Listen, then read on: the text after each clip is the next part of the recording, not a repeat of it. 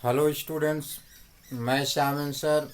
आज मैं आप लोगों को कोलराउस के नियम के बारे में या इसके अनुप्रयोग के बारे में बताने जा रहा हूँ। इसके पहले के वीडियो में हमने कोलराउस के नियम को बताया था। आज इस नियम के अनुप्रयोग के बारे में बता रहा हूँ। तो इस नियम का जो है निम्न अनुप्रयोग है।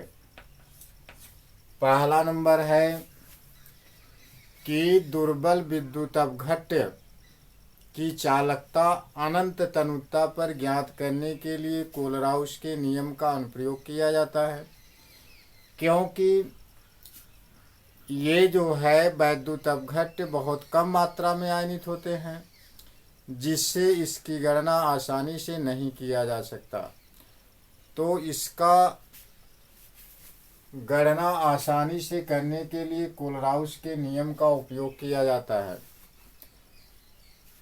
तो पहला स्टेप है दुर्बल विद्युत अपघट्य की चालकता जो है अनंत तनुता पर ज्ञात करने के लिए, और दूसरा नंबर है आयनिक गतिशीलता के मान की गणना करने में। आयनिक गतिशीलता का मतलब होता है जैसे कोई वैद्युत अपघट्य आयनों में टूट जाए तो वह किस रूप में जो है एक इलेक्ट्रोड से दूसरे इलेक्ट्रोड की ओर गमन करता है। और तीसरा नंबर है कोलराउस के नियम के अनुप्रयोग का जल का आयनिक गुणनफल ज्ञात करने में। जैसे जल है H2O है, तो यह किस में टूट जाता है, H+ और OH- में टूट जाता है। तो आयनिक गुणनफल KW = H+ into OH minus upon H2O। तो यह H2 यहाँ पे आ गया, KH2O = H+ और OH-। तो यही हमारा जल का आयनिक गुणनफल हो गया।